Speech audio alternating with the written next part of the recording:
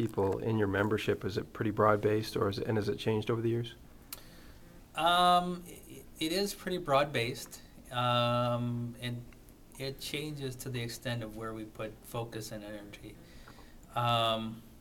We've been putting a lot of energy into youth programs, and so I'd say over the last 5 years, we've planted a lot more youth in the organization. And earlier, if you ask any member of the National Federation of the Blind what their biggest regret in life is, it's that they didn't meet this organization earlier. And I've only had one person ever say, I wouldn't say that, but I think they just wanted to be contrary. Most people who are members of the Federation would say being a part of this organization has helped them tremendously, and they would have been helped more had they known about it earlier. They wouldn't have went through school without getting Braille, because they would have had someone who told them Braille was important.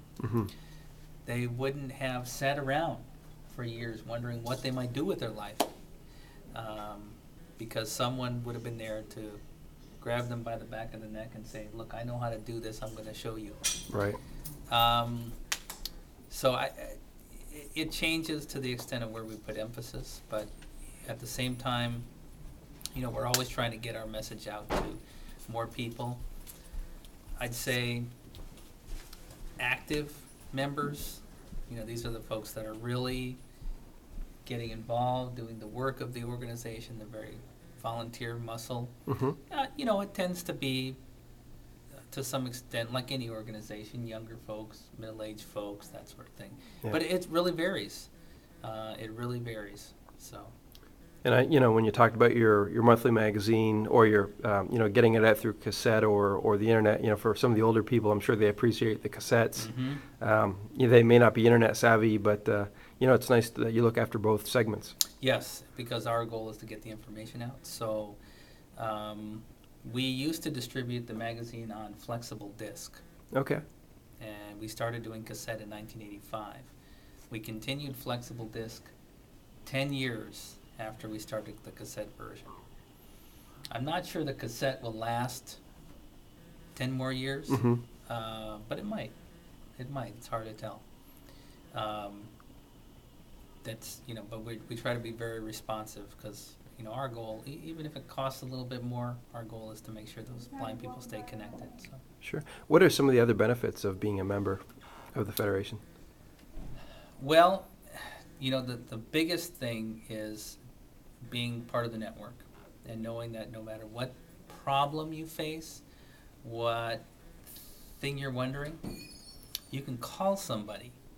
You can call somebody in California or Arizona or Seattle and say, hey, I heard that you know about this. I'm a member of the Federation. I need some help. And they'll talk to you. They don't know you from the guy that just moved in down the street, but they'll talk to you because you're a blind person, you're part of the organization, and they want to give back because someone did that for them. And the great thing that we found as blind people is that the more that we give to each other through this organization, the more that we get back. So, the each one teach one methodology really ends up pushing us to places we didn't think we would go. So that's a huge benefit. The advocacy, knowing that there's someone there if you do have a problem. Excuse me. Sure. Frequently, people run into trouble all sorts of places you don't expect.